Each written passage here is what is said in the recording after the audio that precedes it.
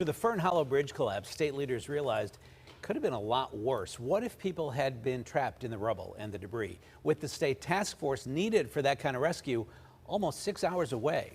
Chris Hoffman is live in Squirrel Hill tonight with plans to make some changes. Chris.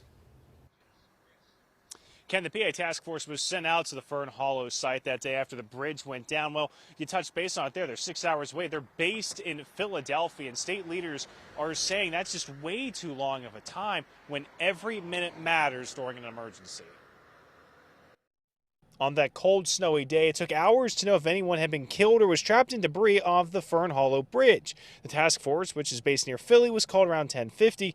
They couldn't make it to Pittsburgh until about 4:15 in the afternoon. We did not have the capability to do the type of search and rescue operations that would typically be done. Representative Dan Miller, along with Senator Devlin Robinson, want to make sure that's not the case anymore.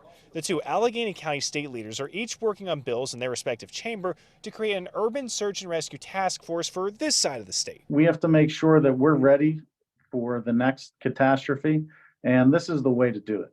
$15 million would go to create this team of highly trained firefighters from around our region. They would respond to situations like the bridge collapse where people could be trapped in a confined space. This type of rescue requires training beyond what many departments already have. How are you able to navigate concrete collapse?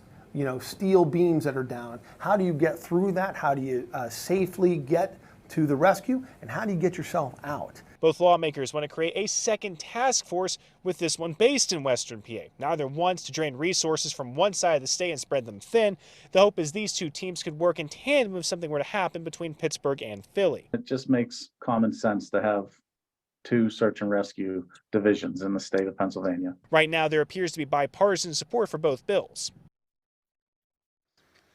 Now, there will be a hearing on both those bills tomorrow at the Allegheny County 911 Center. Some of the people expected to testify include chiefs of fire chiefs, that is, with the city of Pittsburgh, as well as the emergency services chief with Allegheny County.